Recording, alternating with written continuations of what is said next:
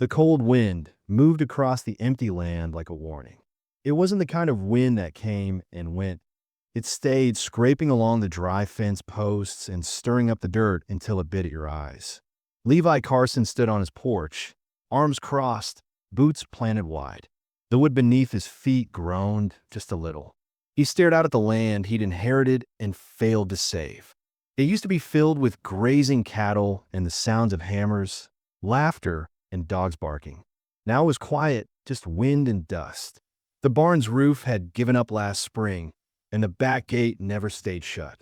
Even the creek that once cut through the middle of his fields had shrunk to a muddy trickle. He didn't mind the silence.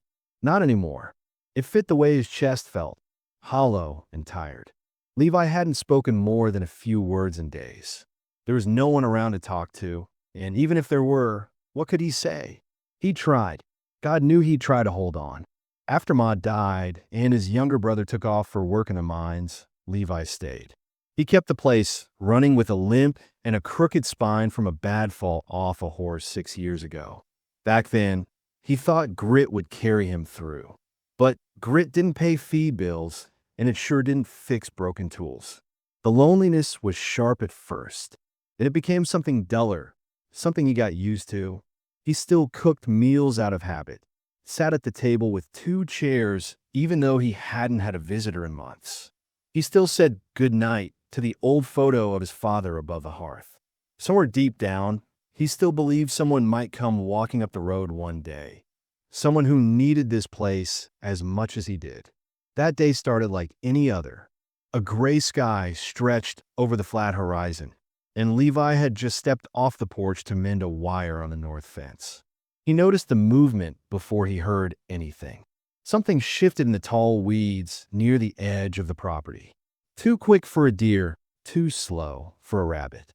He froze, eyes locked on the fence line.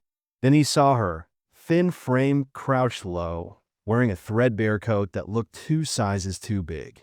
She was digging through the remains of his compost pile, pulling out what looked like a bruised potato. Levi didn't call out right away. He just watched. She couldn't have been more than 20, though the dirt and sun had aged her. Her hair was tucked under a ragged scarf, face tight with worry, jaw set like someone who'd already seen too many winters. She looked over her shoulder now and then, as if someone might be following. He took a step forward, crunching a dry weed under his boot. Her head snapped up, eyes wide. She stood fast, one hand clenching the potato like it was gold, the other reaching toward something hidden under her coat. "Don't," Levi said softly. "Ain't gonna hurt you." She didn't run, but she didn't relax either. Her feet were ready to bolt, muscles stiff like a corner dog. "I got more in the cellar," he said after a pause. "Food, I mean." She didn't speak, just blinked at him like he was speaking another language. Levi took another careful step forward, keeping his hands at his sides. "You hungry?" The girl's eyes flicked from him to the house, then back. She nodded once. Not a scared kind of nod, but cautious, like she knew better than a trust-easy kindness. He didn't say anything else, just turned and walked back toward the house, slow and even, leaving the door open behind him. Inside, he lit the stove and pulled a dented pot from the cupboard. She stepped in 5 minutes later, eyes scanning every corner of the room like she expected a trap. She hovered near the door, even as the smell of boiling potatoes filled the kitchen. Levi didn't ask her name. He figured she'd offer it if she wanted to. Instead, he handed her a chip bowl and a spoon and motioned for her to sit. She didn't speak until she was halfway through the second bowl. "I didn't mean to steal. Just couldn't find nothing in town." He nodded. "Ain't much left in town anyway." She looked up, the firelight catching the edge of her cheekbone. "You live out here alone?" He shrugged. "Not by choice. But yeah." She went quiet again, eating like someone who hadn't had a full meal in weeks. Levi didn't ask more questions. She was still deciding whether he was safe. He recognized that look. He'd worn it once too, years back after their mother died, and the bank man showed up the very next week. When she finally set the bowl down, her hands shook just a little. "I'll go now," she said. He leaned back in the chair, arms resting on his thighs. "It's cold out. Wind'll cut you in two by nightfall." I've been through worse." "I believe you," he said. "Still don't mean you should." She stood slowly, not quite ready to leave, but too proud to stay without permission. He nodded toward the old cot in the corner of the room. "You can take that for tonight. Won't bother you." She hesitated. "Why? Why what?" "Why let me stay?" Levi stared at her, and for a long second, he didn't speak. Then he just said, "'Cause you looked like you needed someone to."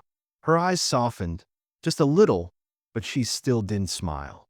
Instead, she sat back down, clutching her coat like it was the only thing keeping her together. That night, he lay awake listening to the wind shake the windows.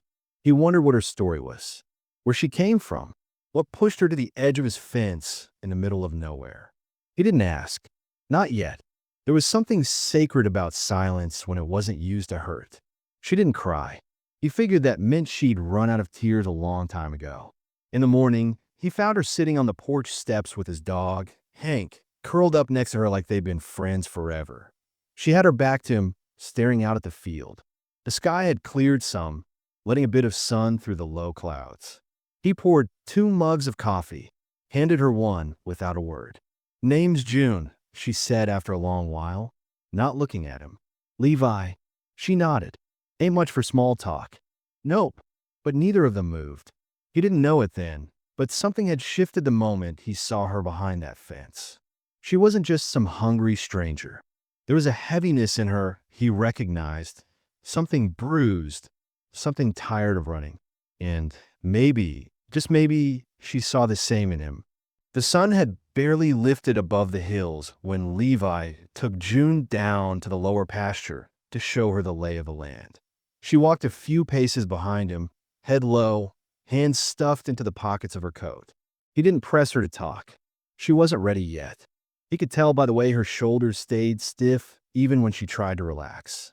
By midday, Levi had her helping him patch up the busted section of fence. She didn't say much, but her hands were quick, sure. She didn't flinch at splinters or complain about the cold. That told him plenty. She'd worked hard before, probably harder than anyone her age ought to have. They weren't alone out here, not entirely. The nearest neighbor, a good mile off, was Sarah Mullins, a sharp-tongued widow who raised goats and didn't miss much that happened around these parts. She'd known Levi since he was a boy. She was the kind of woman who'd march across a field in a thunderstorm just to tell you your chimney smoke looked funny. So when she showed up that afternoon with a basket of eggs and narrowed eyes, Levi wasn't surprised. "Well," Sarah said, eyeing June from head to toe, "didn't know you were keeping company." "She was hungry," Levi said simply, wiping his hands on a rag. "Are we all?" Sarah handed over the eggs, but her eyes never left June. "You tell her this land don't grow miracles?" I told her what she needed to know. Sarah pursed her lips and nodded slowly, then turned her gaze to June. "You got a name, girl?" June lifted her chin just enough. "June, you got a last one?" June hesitated. "Don't matter anymore." Sarah's brow raised a fraction. "Well, suppose it don't." She turned back to Levi. "You got enough to feed another mouth. I'll make it stretch." Sarah didn't argue, just sniffed and headed back down the road, boots crunching over frostbitten grass. She always liked that.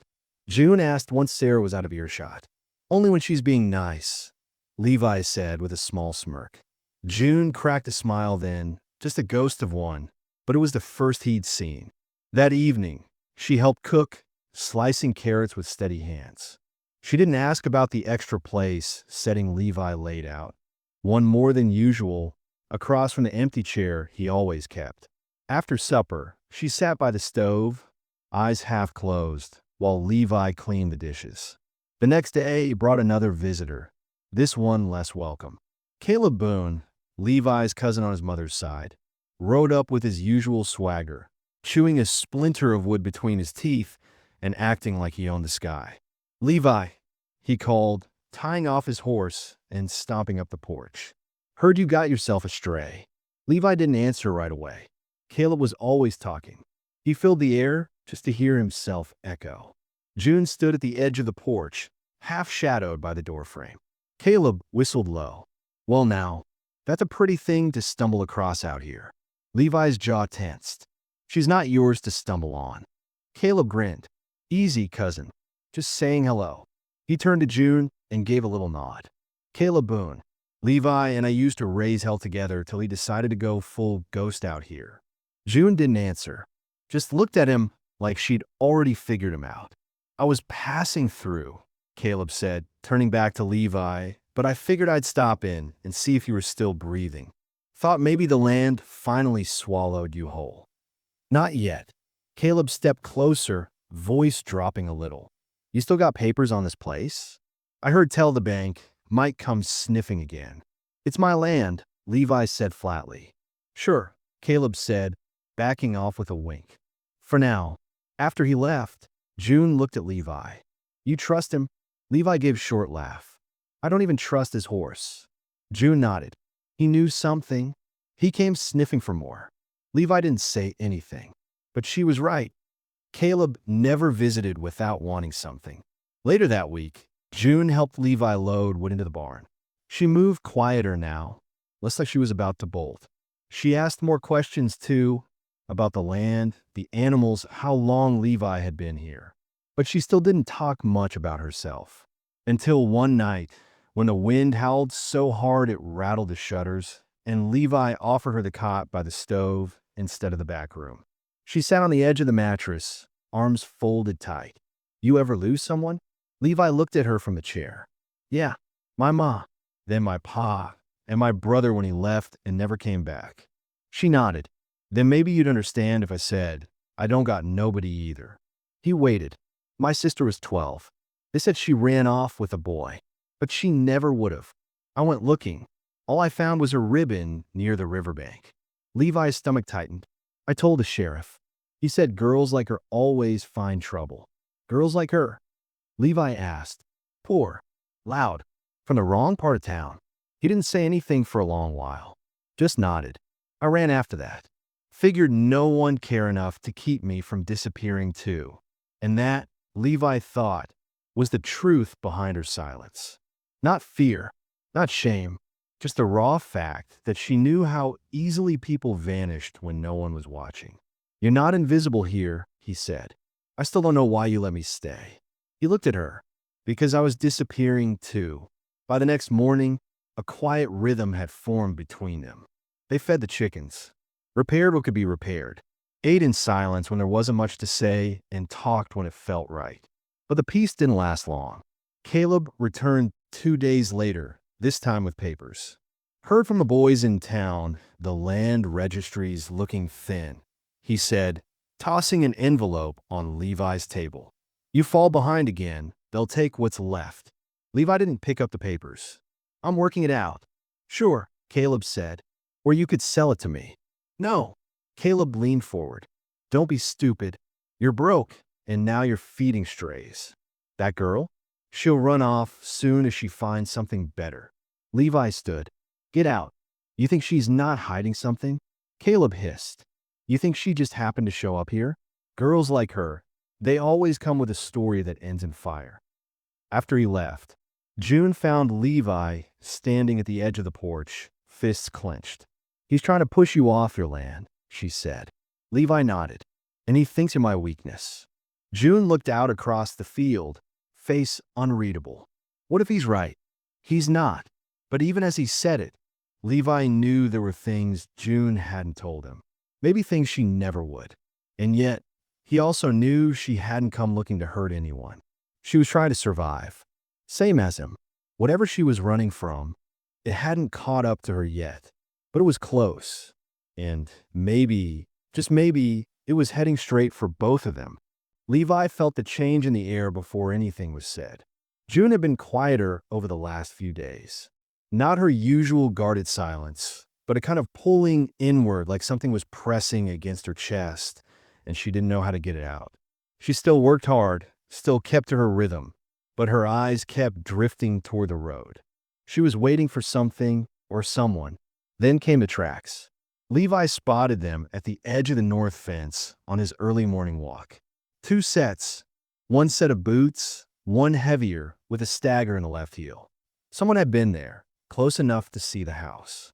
The soil was dry, but the prints were fresh.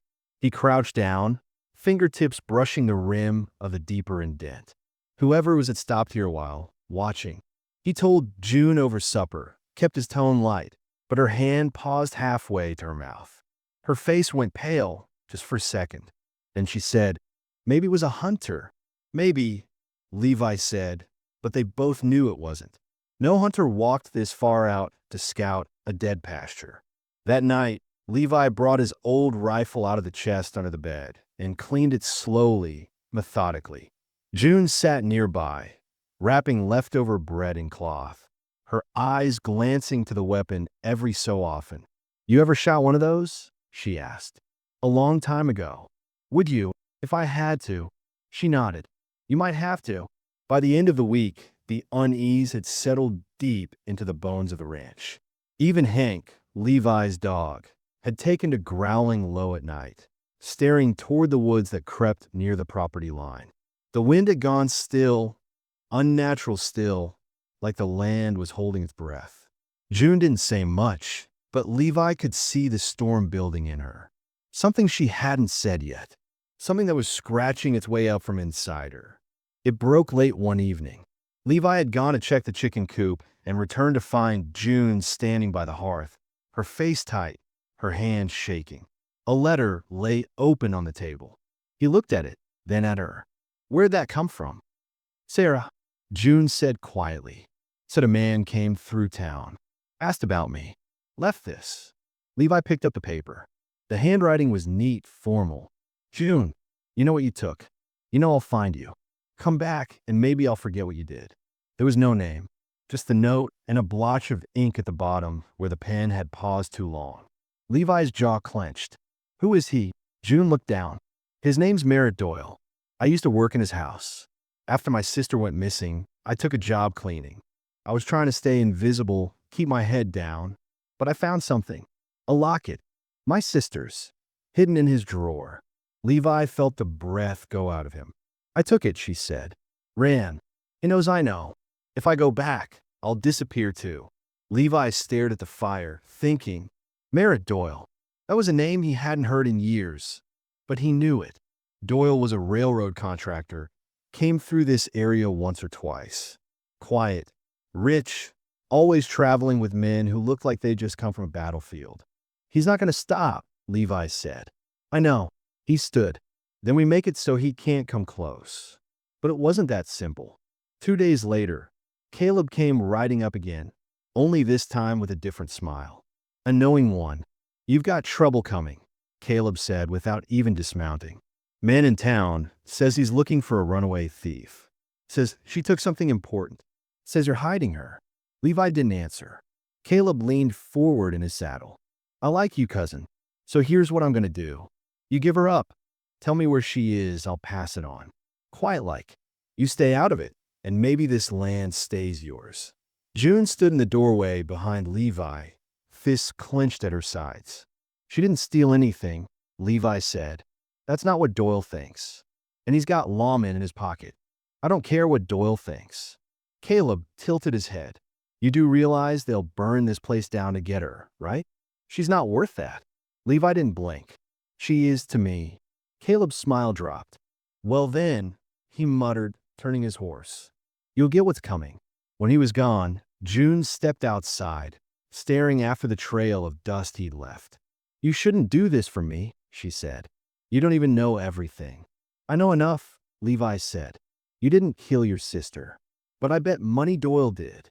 June looked at him, something breaking loose in her expression. "He said he was going to turn her into something useful, like she wasn't even a person." The words hung there, ugly and raw. "We'll send word to Sarah," Levi said, "and to the marshal in Grafton. Not the ones Doyle owns. But what if they don't come? What if no one believes me?" Levi's voice dropped low.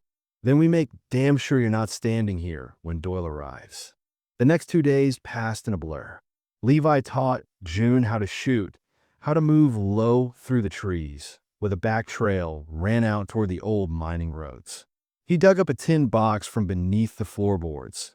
Emergency money, maybe $60 left, and pressed it into her hand.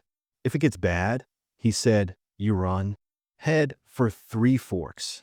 Find a woman named Clara Dent. She'll help. I'm not leaving you here. You might not have a choice. But as it turned out, neither of them had much say in what happened next. That night, Levi woke to the sound of hoofbeats. He moved to the window in silence, rifle in hand. For riders, no torches, just shadows slipping through the trees toward the house. He turned to wake June, but she was already up, standing at the doorway, eyes wide. "They're here," she whispered. Levi nodded. "Get to the barn. Stay hidden. Don't shoot unless you have to. I'm not leaving you." "June." She grabbed his arm firm. "If I run now, I'll never stop. I'm done running." There was no more time to argue. A sharp knock at the door broke the silence. "Mr. Carson," a voice called. Too smooth, too calm. "We're just here for what's ours." Levi opened the door slowly, rifle in plain view. "Ain't nothing here for you." A tall man stood in the dark, coat trimmed in black fur, gloves too clean for the dust on the road. "Merritt Doyle. She stole something from me," Doyle said, stepping forward. "Something with great value." "She took the truth," Levi said. "That's what you're after, isn't it?" Doyle smiled. "That girl has quite the imagination. She has proof. Then she can show it to the judge. Oh wait, she can't. Because she has no name, no family, no power. And if you don't hand her over, you'll learn exactly what kind of man I am. I already know." A gun was raised behind Doyle, one of his men. Levi didn't hesitate. He fired once. The man went down with a thud. The others scattered, but not far. Doyle didn't flinch. "You'll regret that." "I regret not doing worse." Behind the barn, June had climbed into the loft, watching from slats. She saw the men circle. She knew they'd come around from the back. She fired once, warning shot. Then again, lower. A cry rang out. One of them dropped.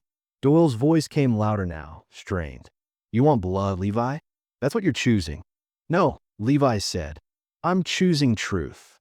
Gunfire lit the night. It was over in minutes. 2 men fled. One was caught in the leg and dragged himself into the dark. Doyle stood with his hands up, lips tight. "I'll be back," he said. "You can't protect her forever. You won't live long enough to try." Later, June came down from the loft, breathing hard. Levi met her at the porch, both of them coated in smoke and fear. "Is it over?" she asked. "For now." They sat side by side on the steps until the first light broke across the sky. Neither of them spoke for a long time. Finally, June leaned her head against his shoulder. "I didn't mean to bring this on you." "You didn't bring anything," Levi said. "It was always coming. I just didn't see it till you showed up." A few hours later, Sarah came down the road, shotgun in hand, coat flapping in the wind. "Marshall's coming," she said before they could even greet her. "And the town's talking. They know Doyle's dirty now." Levi nodded. "Good." June stepped forward, hands trembling. "You think they'll listen to me?" Sarah looked her up and down. "You stood your ground. You told your story. That's all we've ever had." For the first time, June didn't look like she wanted to run. The truth was out now, and though it came with blood and fire, it was hers. She had survived the man who hunted her. And Levi, he had finally found something worth standing for again. Neither of them said what they were both thinking, but it was clear in the way they looked at each other, the way they moved through the house that next morning, brushing past one another with gentleness, like something sacred had been stitched between them in the middle of the storm. And somewhere deep in that silence, something new had begun. By morning, the bruises of the night had already begun to show. June moved slower, not because she was hurt, but because everything inside her felt scraped raw. The silence between her and Levi wasn't cold. It was too full. Too many things unsaid, too many fears unspoken. Outside, the ranch looked the same, but something had shifted. There was a new tension in the air, like the land itself was waiting to see what would happen next. Marshal Hughes arrived by midday, flanked by 2 deputies and a wagon covered in canvas. He was a quiet man, lean and gray-bearded, with sharp eyes that flicked between Levi, June, and the bullet holes in the side of the house. He listened to everything. June's story, Levi's account, even Sarah's version. He didn't say much until June placed the locket on the table. She hadn't shown it to anyone before. It was small, rusted around the edges, but inside was a faded photo. Two girls in worn dresses, smiling faintly. "That her?" the marshal asked, pointing to the girl beside June. June nodded. Her name was Clara. I found it in Doyle's drawer, hidden under a pistol. After that, I never saw her again. Marshal Hughes turned the locket over, studied it like it held more than just a picture. "Man like Doyle," he said finally. "He's got too many friends in high places. You understand what I'm saying?" June nodded. "You're telling me it won't matter." "I'm telling you," Hughes said, looking her straight in the eye, "that it'll matter more than you think. But it's gonna hurt. Might take time. Might cost you more than you've already lost." She looked down. "I've already lost everything." Levi was quiet the whole time. He didn't speak until the marshal rode off with Doyle in custody, bound for Grafton. Then he went out back, chopping wood long after he didn't need to. June watched him from the kitchen window, wishing she could do more than just stand there. The following days were harder. Not because of Doyle. He was gone, but because of what was left behind. Neighbors came by. Some curious, some cold. Word spread fast in a town like theirs, and not all of it was kind. There were whispers about June's past, about the girl who brought violence to Levi's doorstep, about the man who defended her. Folks who hadn't said a word to Levi in months suddenly had opinions. Sarah kept her chin high. "Let them talk," she said, pulling eggs from the chicken coop. "They'll move on. People always do." But it still stung. June found herself staying inside more. She cleaned things that didn't need cleaning, kept the fire going long after spring had started to warm the mornings. Levi tried to keep things normal, but even the air between them felt different now. Too fragile, like one wrong word would crack it.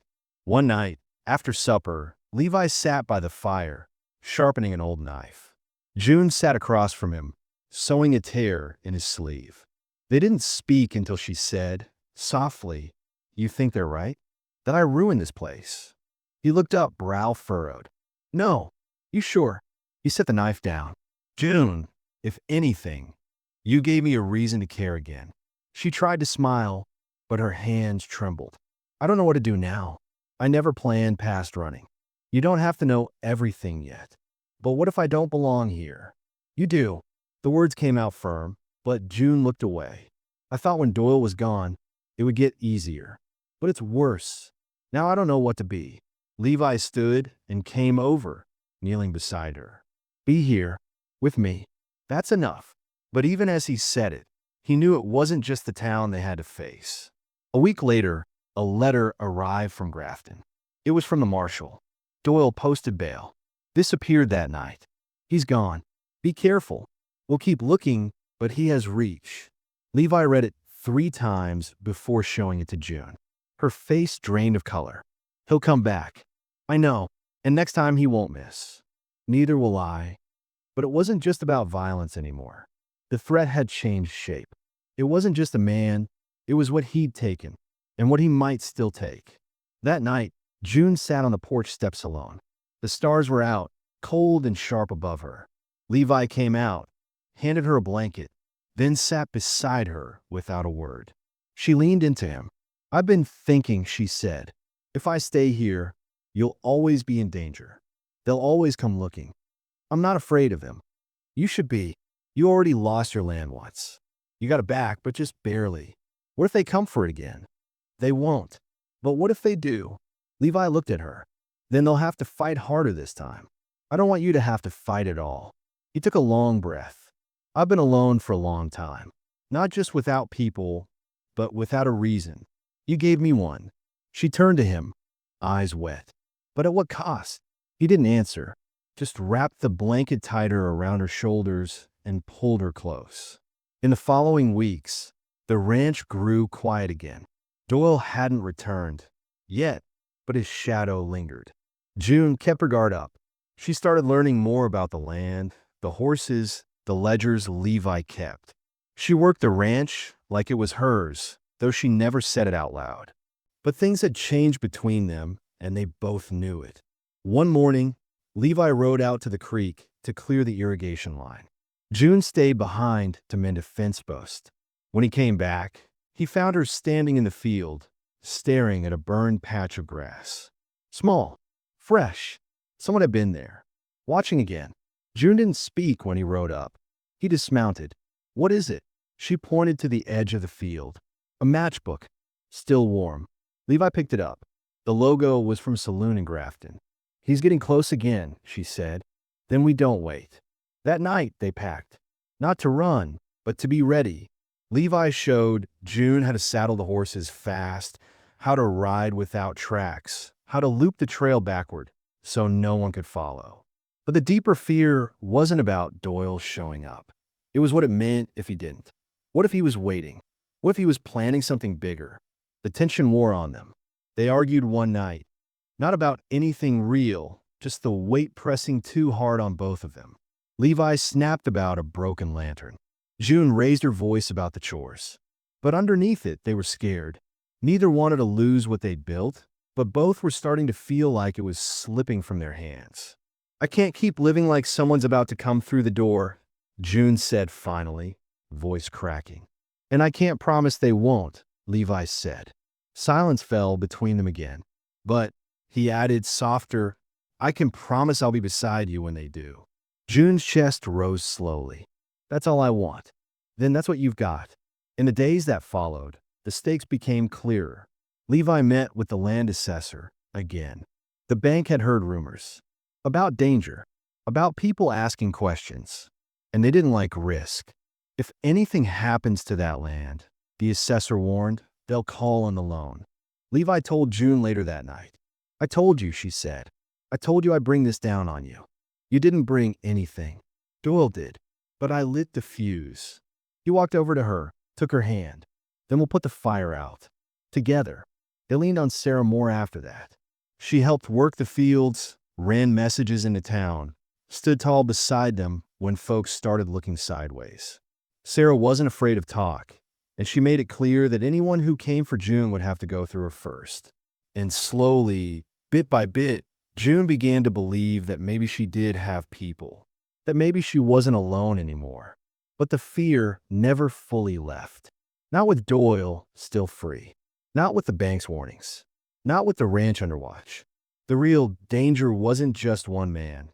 It was the slow, creeping loss of hope. And that was the battle neither of them knew how to fight. Still, they stayed. They loved in small ways, quiet glances, long silences, hands brushing in the dark. They fought beside each other, and they waited, not for salvation, but for the chance to keep what little they had, and to protect it no matter what came next. The wind howled through the cottonwoods that lined the edge of Levi's property, carrying with it the scent of dust and something sharper, smoke, faint and far. June stood by the barn, hay in her arms, frozen in place. It wasn't the barn on fire. Not yet.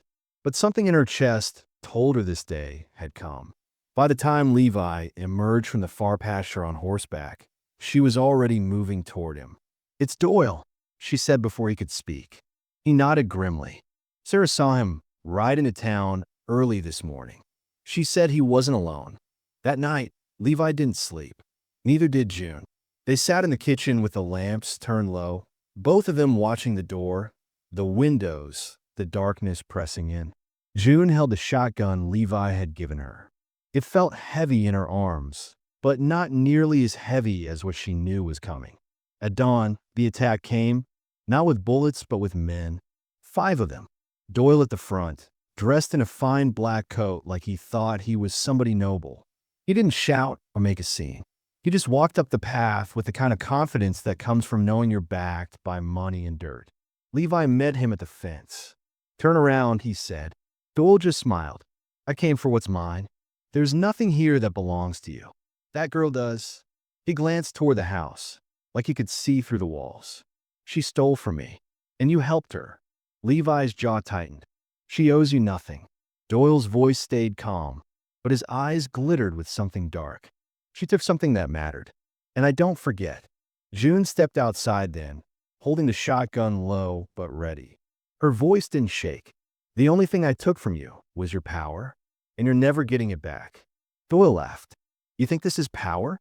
Hiding behind a broke rancher with nothing to his name?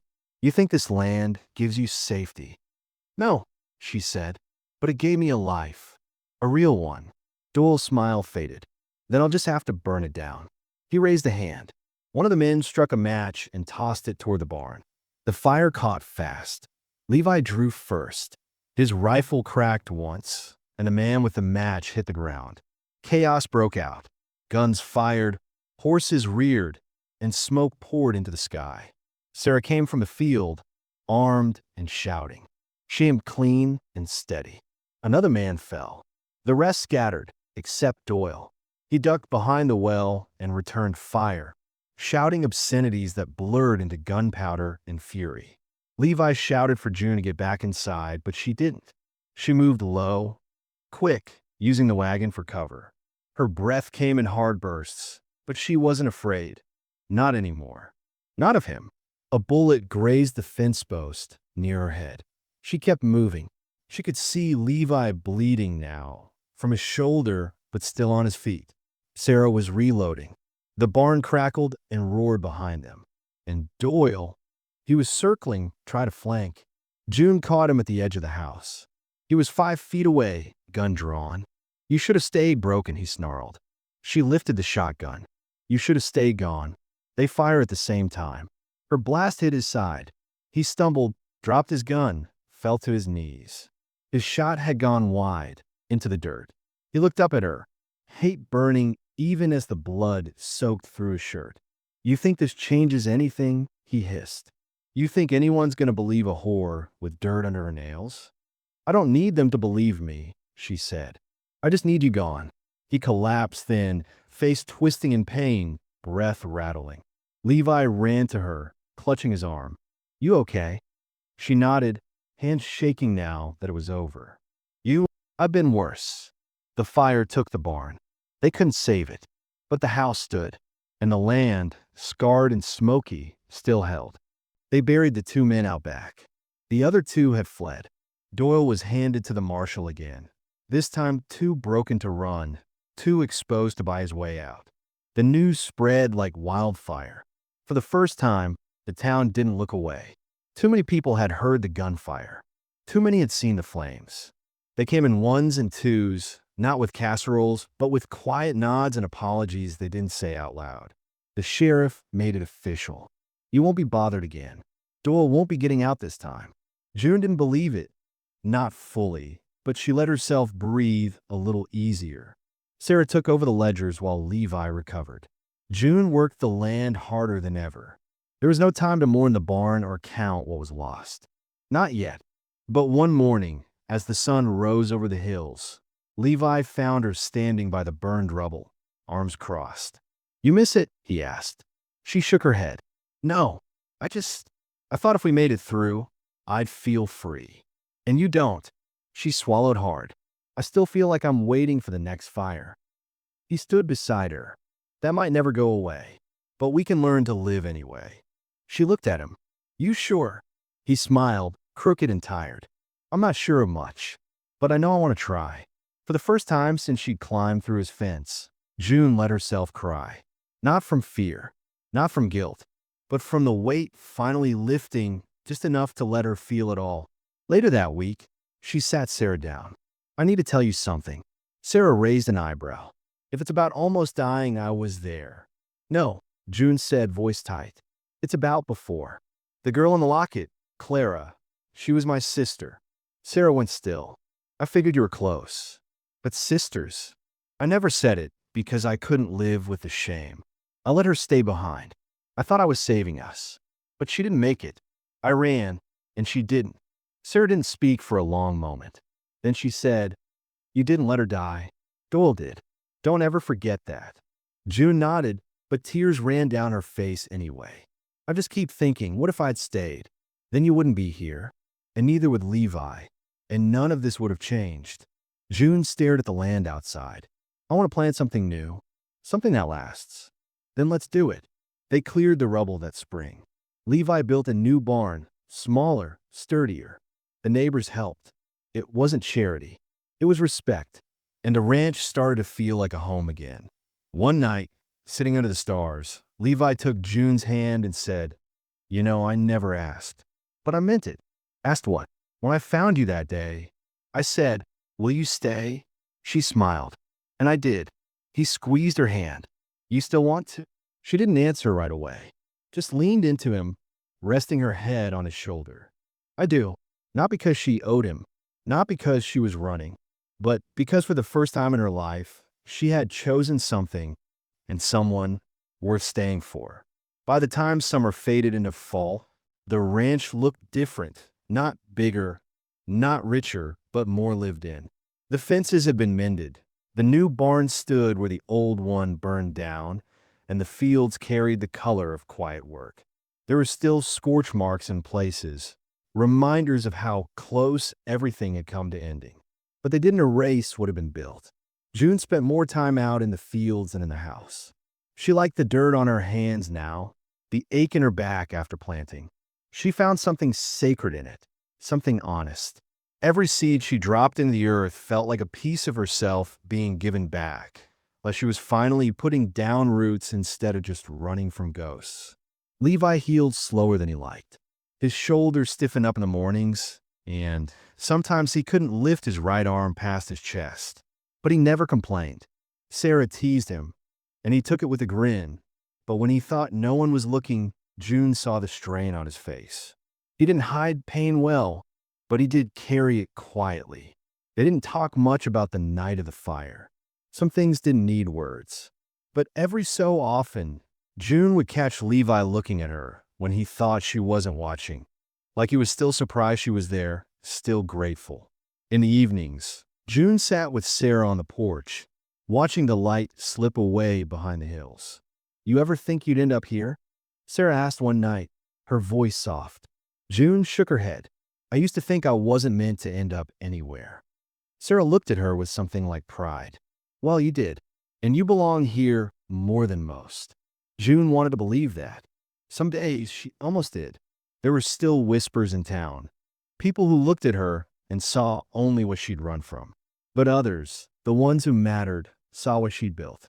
They saw the girl who fought back, who stood her ground, who didn't leave even when the barn burned down and the bullets flew. And slowly, that mattered more. In October, Sarah left for Cheyenne. She wanted something bigger than the ranch, and she didn't want to look back with regret. June packed her a lunch and gave her one of Levi's old coats. "You sure?" June asked at the edge of the road. Sarah grinned. "You stayed. Now it's my turn to go." They hugged hard. No words needed. That night, the house felt quieter, but not empty. Levi found June on the porch, arms around her knees, staring at the dark. "She'll be all right," he said. "I know. I just miss her already." He sat beside her. People like Sarah, they leave big spaces behind. They were quiet a while. Then he said, "You ever think about leaving again?" She turned to him. "Do you still think I might?" He smiled faintly. "Not anymore. But sometimes I wake up afraid I dreamed it all. That you're gone again. That you never stayed." June reached out and took his hand. "I'm still here." "I know," he said, "but it means something to hear you say it." A breeze passed between them, carrying the smell of dry grass and the fading warmth of summer. The stars blinked overhead, and somewhere in the distance, a coyote cried. "Funny," June said quietly. "I used to think staying meant giving up, like it meant settling for less. And now I think running was the easy way out. Staying, facing things, building something real, that's the hard part." Levi gave a low laugh. "Sounds like you got wise on me." She nudged him with her shoulder. "Maybe a little." That winter, they had more help than they'd ever expected. Neighbors came with wood, supplies, and quiet companionship. No one said out loud, but everyone knew what had happened. And somehow, the silence between them all was more comforting than words. At Christmas, a small package arrived with Sarah's handwriting on it. Inside was a locket, Clara's locket, cleaned, polished, and set with a new chain.